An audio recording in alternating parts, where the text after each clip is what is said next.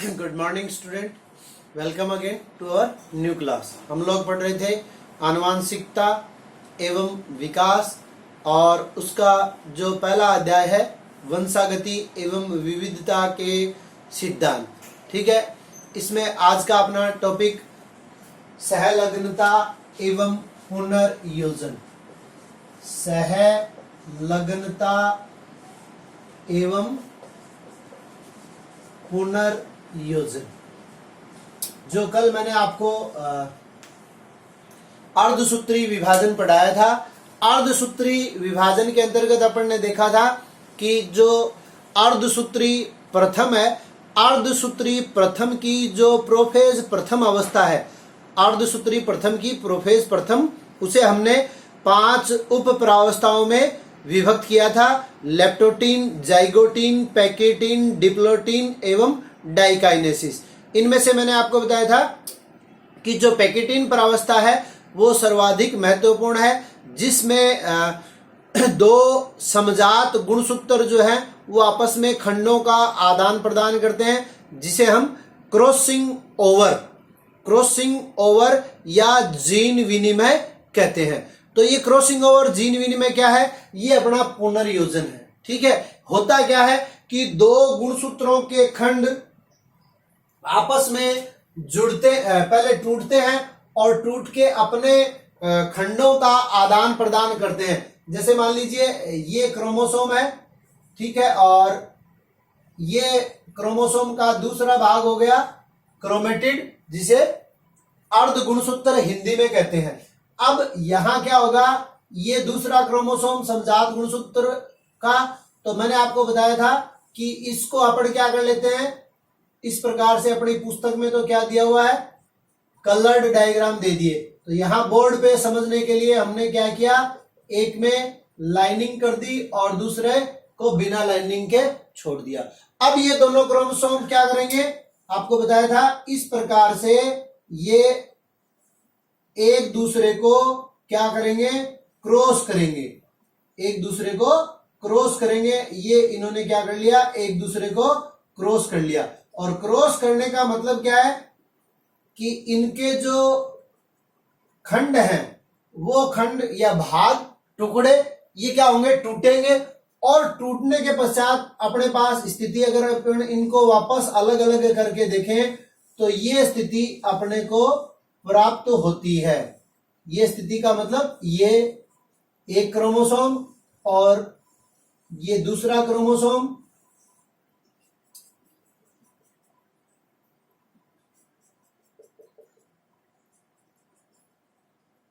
तो हमने क्या देखा, चित्र के माध्यम से आप समझ सकते हैं कि इस क्रोमोसोम का जो भाग था, ठीक है, वो भाग इसके साथ जुड़ गया। इस अर्ध गुणसूत्र का भाग, ये वाला पार्ट यहां से टूटा और टूटने के पश्चात इसके साथ जुड़ गया। और जो अपन ने पहले अध्याय में भी बात की थी, आप लोगों को याद होगा कि 2 प्रकार के जनन होते हैं, अलैंगिक जनन और लैंगिक जनन, और दोनों में से श्रेष्ठ कौन सा है, तो लैंगिक जनन श्रेष्ठ है, हमने ये कहा था। और क्यों श्रेष्ठ है, क्योंकि लैंगिक जनन के द्वारा क्या होता है, विविधता आती है, वेरिएशंस आती है, और यह विविधता जीव को विपरीत प्रकार के पर्यावरण में रहने के लिए सक्षम बनाती है, यानी विपरीत वातावरणीय परिस्थितियों में उसको अनुकूलन स्थापित करने में सहायता करती है। और वातावरण प्रति दिन, यूं कह सकते हैं प्रति महीने, प्रति वर्ष बदलता रहता है। तो उसी के अनुसार सजीव को भी अपने आप को बदल कर, क्योंकि पिछले साल आप लोगों ने पढ़ा होगा, सजीवता का एक लक्षण अनुकूलन होता है। तो अनुकूलन क्या है, बदलती हुई परिस्थितियों के अनुसार अपने आप को समायोजित करना।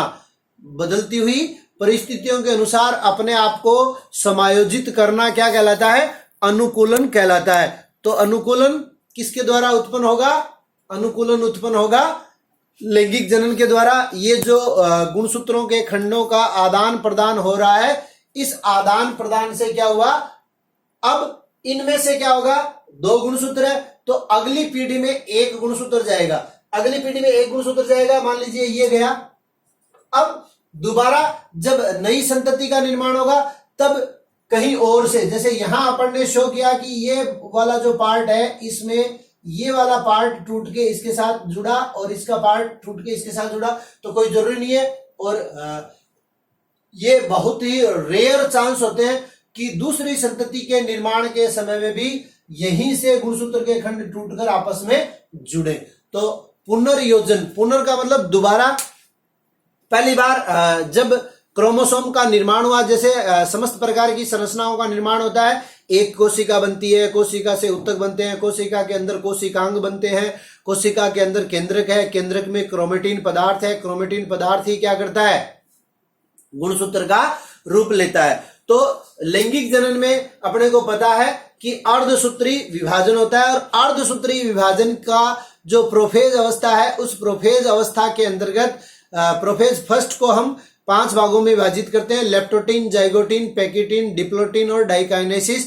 तो ये जो पैकिटिन है यह पैकाइटिन अवस्था है। इस पैकाइटिन अवस्था में क्या होता है, गुणसूत्रों के खंड टूटकर एक्सचेंज होते हैं, आपस में जुड़ते हैं, तो इसे हम क्या कह देते हैं, पुनर्योजन। यानी पुनर्योजन की परिभाषा क्या होगी, गुणसूत्रों के खंडों का टूटकर वापस जुड़ना, समजात गुणसूत्रों से आदान प्रदान होके गुणसूत्र के भागों का टूटना और फिर जुड़ना, क्या हो गया, पुनर्योजन।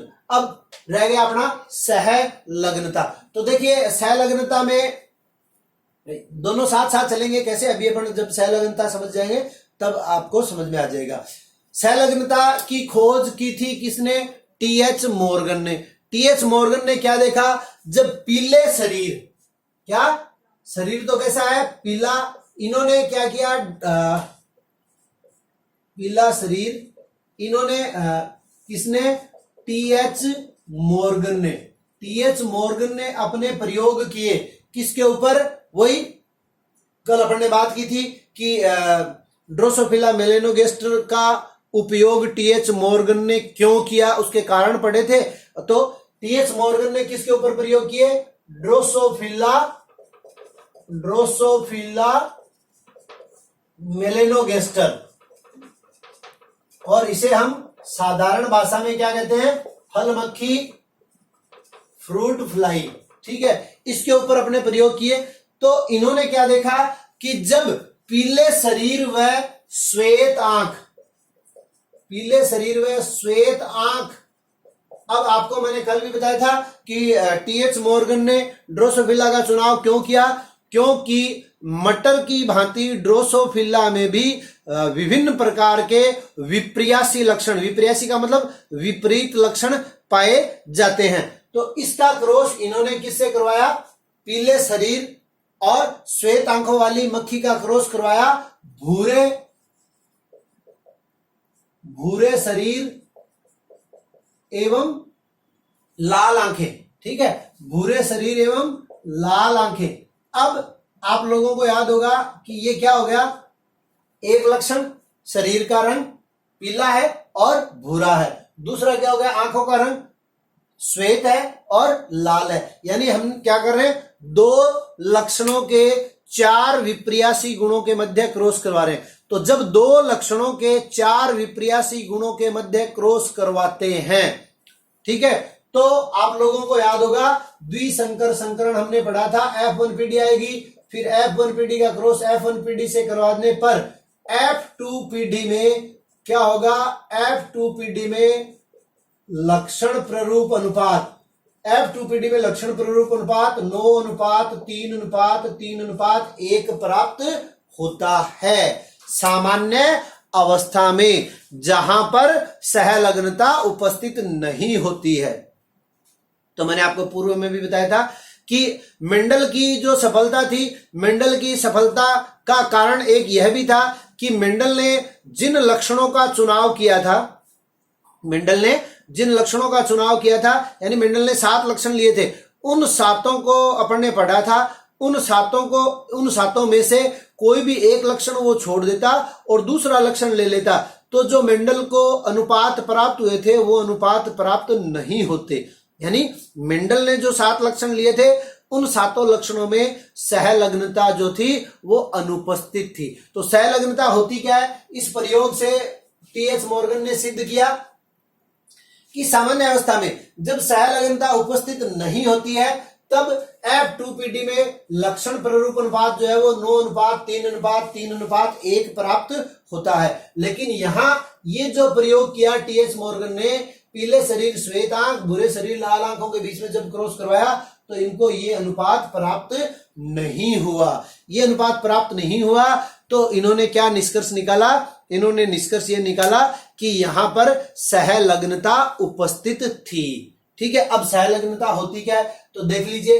गुणसूत्रों के ऊपर अपने को पता है जीन जो है वो गुणसूत्रों के ऊपर स्थित होती है। जैसे मान लीजिए ये जीन है यहां, ठीक है, और अब इनमें से कोई भी दो जीन, दो या दो से अधिक, अपन दो का उदाहरण ले रहे हैं, कोई भी दो जीनों की एक साथ जब वंशागति होती है, यानी एक पीढ़ी में जो दो पास पास स्थित जीन है वो एक साथ अगली पीढ़ी में जाती है तो उसे सहलग्नता कहते हैं। अब जैसे मान लीजिए ये गुणसूत्र का खंड टूट गया तो ये टूटने के पश्चात क्या, ये वाली जीन जो थी और ये वाली जीन है, इसको मान लेते हैं अपन ए और इसको बी। तो ए और बी ये दोनों जीन एक साथ वंशागत नहीं हुई क्योंकि ए जीन जो थी ये गुणसूत्र का जो खंड टूट के दूसरे गुणसूत्र के साथ जुड़ा उसके साथ चली गई।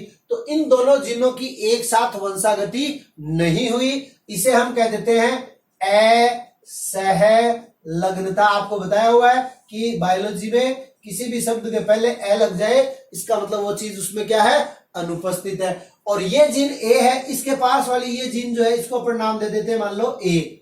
तो ये कैपिटल ए और स्मॉल ए ये दोनों जीन क्या हुई, एक साथ वंशागत हुई। या यहां बी है और इस जीन को नाम दे देते हैं अपन बी, तो ये कैपिटल बी और स्मॉल बी ये क्या हुई, एक साथ वंशागत हुई, यानी अगली पीढ़ी में गई। तो इसी को हम क्या कहते हैं, सहलग्नता। यानी दो जीनों की, दो पास पास स्थित जीनों की एक साथ वंशागति सहलग्नता कहलाती है।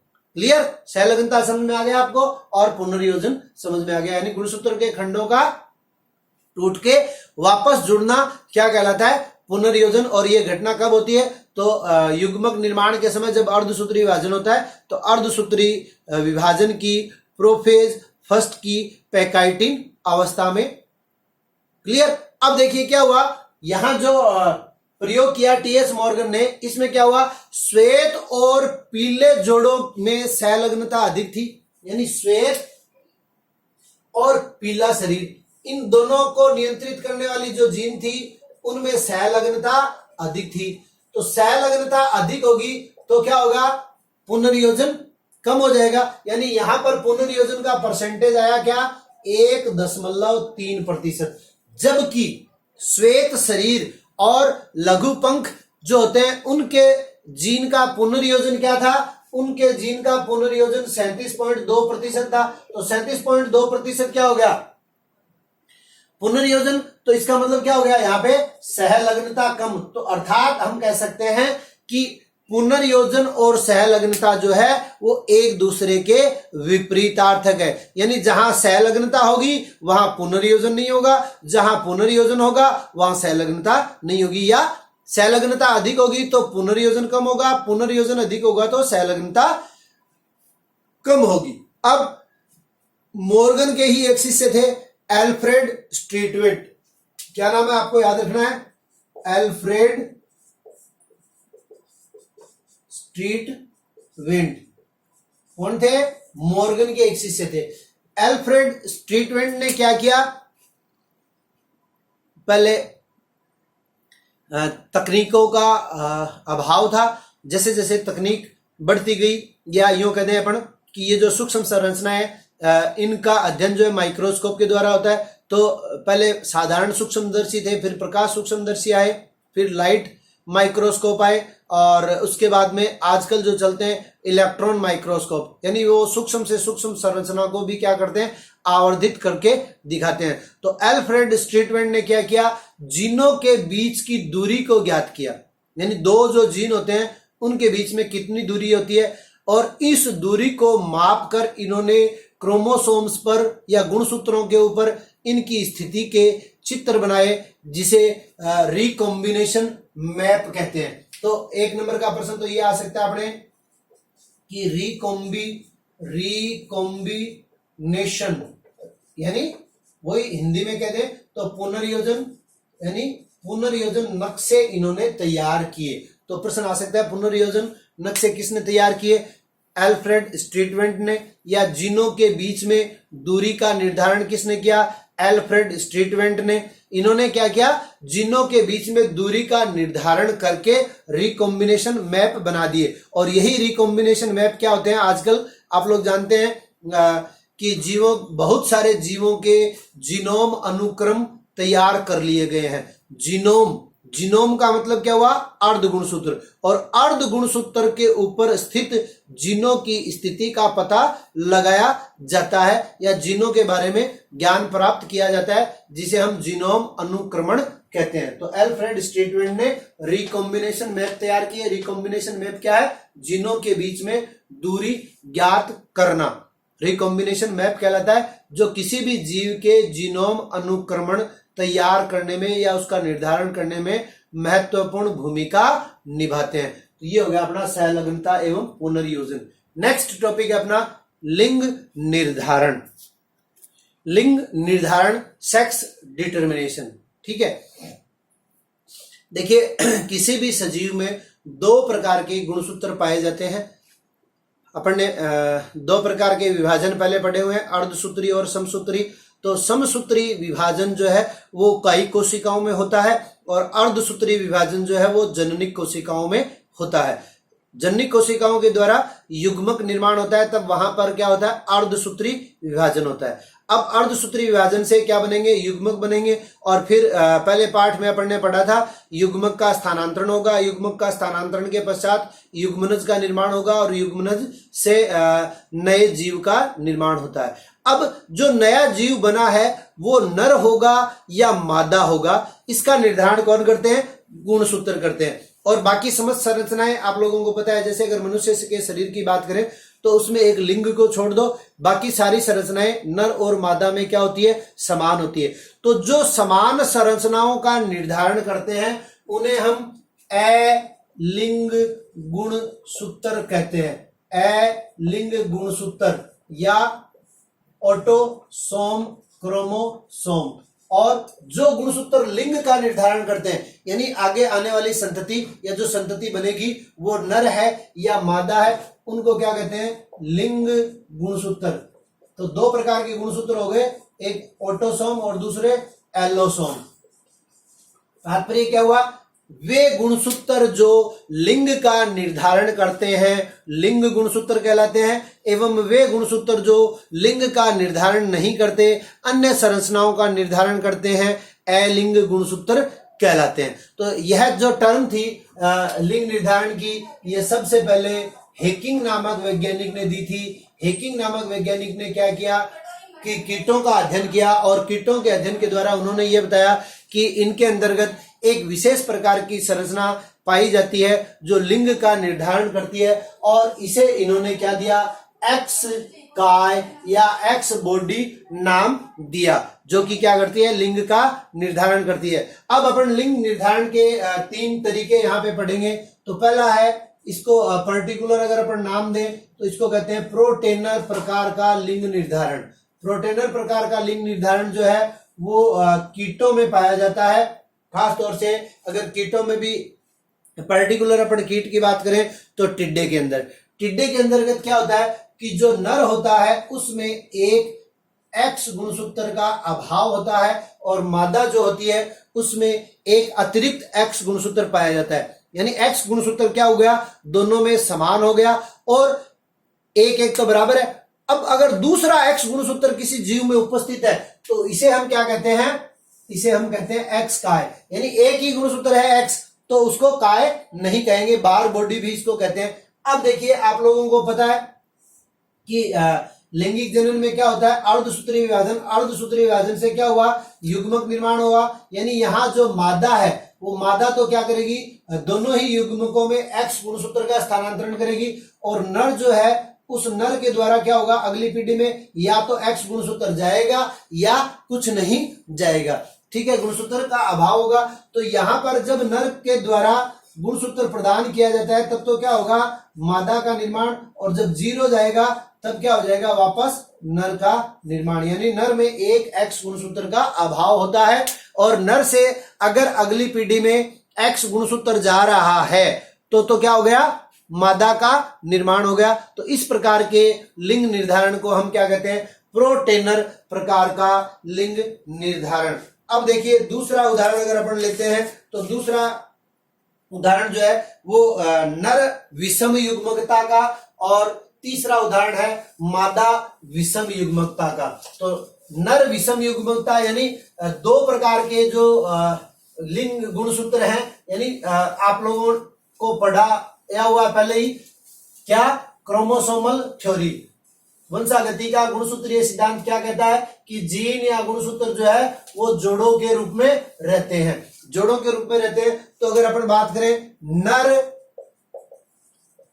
विषम युग्मकता, और दूसरा क्या हो गया अपना, मादा विषम युग्मकता।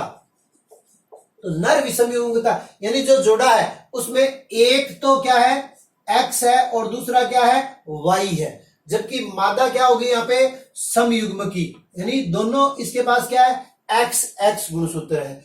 मादा विषम युग्मता, नर के पास दोनों गुणसूत्र जो है वो क्या है, समान है, ZZ, और मादा के पास क्या है, विषम गुणसूत्र है, ZW। तो यहां लिंग का निर्धारण कौन करेगा, जो विषम युग्मकी होगा या जिसके पास विषम युग्मता पाई जाती है। यहां से क्या होगा, देखिए नर विषम युग्मक है, जैसा कि उदाहरण की अगर बात करें मनुष्य में अपन अलग से भी लिंग निर्धारण पढ़ेंगे। तो मनुष्य के अंतर्गत क्या होगा, अर्धसूत्री विभाजन से X और Y, ठीक है। और मादा के अंतर्गत ये मादा और ये क्या हो गया, नर। मादा के अंतर्गत क्या है, XX। तो मादा से तो दोनों ही स्थितियों में, चाहे मान लीजिए यहां दो युग्मक बन रहे हैं तो दोनों ही स्थितियों में क्या किया जाएगा, X गुणसूत्र का स्थानांतरण किया जाएगा, ये X और ये X। जबकि नर के द्वारा एक युग्मक में X गुणसूत्र का निर्धारण किया जाएगा, स्थानांतरण किया जाएगा, और एक में Y का। तो जब नर से अगली पीढ़ी में X गुणसूत्र जाता है, नर से अगली पीढ़ी में X गुणसूत्र जाता है, तब तो क्या होगा, मादा का निर्माण। और जब नर से अगली पीढ़ी में Y गुणसूत्र जाता है तब क्या हो गया, नर का निर्माण। तो ये क्या है, लिंग निर्धारण कि जो संतति बनने वाली है वो संतति नर होगी या मादा होगी। तो नर विषम युग्मता में तो क्या हो जाएगा कि अगर अगली पीढ़ी में वो Y गुणसूत्र का स्थानांतरण करती है तब नर का निर्माण, और अगर X का स्थानांतरण करता है तो क्या हो गया, मादा का निर्माण। अब इसी प्रकार यहां अपन उदाहरण देखें, मादा विषम युग्मता। तो यहां उदाहरण क्या है अपने पास, पक्षी है। तो पक्षियों में क्या होता है, नर समयुग्मकी प्रकार का होता है, और मादा जो है वो विषम युग्मकी प्रकार की होती है। तो यहां से जो दो युग्मक बनेंगे वो समान प्रकार के होंगे, और मादा के अंदर असमान प्रकार के होंगे। तो यहां मादा से अगर Z गुणसूत्र जाता है तब तो क्या हो जाएगा,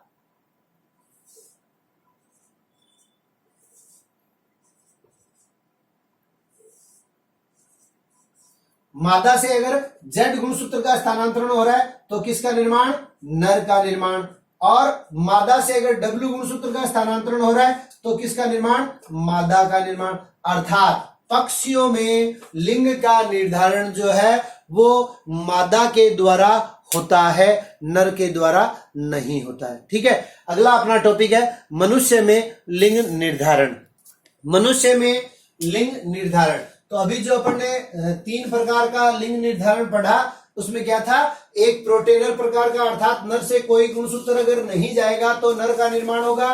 दूसरा नर समयुग्मकी, अर्थात नर के पास क्या होंगे, दोनों गुणसूत्र समान होंगे। तीसरा मादा विषम युग्मकी, अर्थात मादा के पास विषम प्रकार के गुणसूत्र होंगे। तो यहां अपन पढ़ते हैं मनुष्य में लिंग निर्धारण। मनुष्य में लिंग निर्धारण, मनुष्य में लिंग निर्धारण। मनुष्य में कुल आप लोगों को पता है 46 क्रोमोसोम्स उपस्थित होते हैं, 46 गुणसूत्र, उनमें से अपन यूं भी कह सकते हैं कि 23 जोड़े गुणसूत्र उपस्थित होते हैं। तो इनमें से 22 जोड़े जो है वो तो क्या होते हैं, कायिक गुणसूत्र होते हैं, और एक जोड़ा जो है वो क्या होता है, वो लिंग गुणसूत्र होता है। ठीक है, ये स्थिति किसकी होगी, नर की। इसी प्रकार मादा के अंदर 22 जोड़े कायिक गुणसूत्र और एक जोड़ा जो है वो लिंग गुणसूत्र। तो यहां पर देखिए जो अपन ने अभी बात की थी, नर समयुग्मकी है और नर विषम युग्मकी है और मादा समयुग्मकी है। तो अब अर्धसूत्री विभाजन के द्वारा जब युग्मक बनेंगे तो क्या स्थिति हो जाएगी, 11 प्लस एक्स और 11 प्लस वाई, और यहां क्या हो जाएगा 11 प्लस एक्स और 11 प्लस वाई। अब युग्मक निर्माण के पश्चात क्या होगा, निषेचन की क्रिया होगी, और निषेचन की क्रिया के फलस्वरूप क्या हो गया, 11 और 11 22, 22 एक्स एक्स, और यहां क्या हो जाएगा 22 एक्स वाई। और दूसरा